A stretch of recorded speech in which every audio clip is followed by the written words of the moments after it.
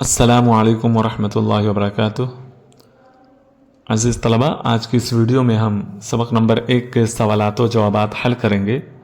Video شروع کرنے سے پہلے آپ کو بتا دیں کہ چیپٹر 12 سے چیپٹر 18 تک کی ہر ایکسرسائز کی اچھی طرح مشق کرائی گئی ہے اور اس کی ساری ویڈیو اسی چینل پر آپ کو پلے لسٹ میں مل جائیں گی۔ آپ وہاں سے ویڈیو کے ذریعے سے فائدہ اٹھا سکتے ہیں۔ تو آئیے ویڈیو کو شروع کرتے ہیں۔ پہلا سوال ہے، شاعر نے زبان پر کیا جاری کرنے کے لیے کہا ہے؟ تو اس کا جواب ہے، شاعر نے زبان پر اللہ تعالیٰ کی حمد و ثنا جاری کرنے کو کہا ہے۔ شاعر نے زبان پر اللہ تعالیٰ کی حمد و ثنا جاری کرنے کو کہا ہے۔ دوسرا سوال ہے کہ خالق اور رازق کون ہے؟ تو اس کا جواب ہے، اللہ تعالیٰ خالق اور رازق ہے، یا ایسے بھی اس کا جواب بن سکتا ہے، خالق اور رازق اللہ تعالیٰ ہے۔ ٹھیک ہے۔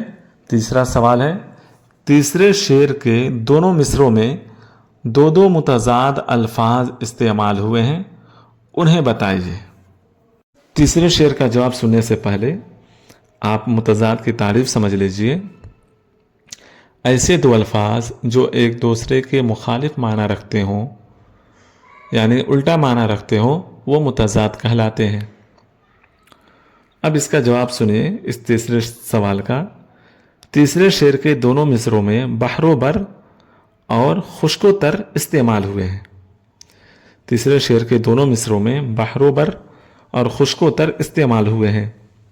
چوتھا سوال ہے، ہر چیز میں نہا ہے، ہر چیز میں آیا ہے، اس شعر میں شاعر کیا کہنا چاہتا ہے؟ تو اس کا جواب ہے کہ اللہ تعالیٰ کی قدرت ہر چیز میں چھپی ہوئی ہے اور ہر چیز میں ظاہر ہے۔ اللہ تعالیٰ کی قدرت ہر چیز میں چھپی ہوئی ہے اور ہر چیز میں ظاہر ہے۔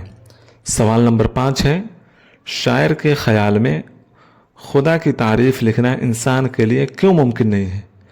تو اس کا جواب ہے، کیونکہ خدا کی تعریف بے شمار ہے، کیونکہ خدا کی تعریف بے شمار ہے۔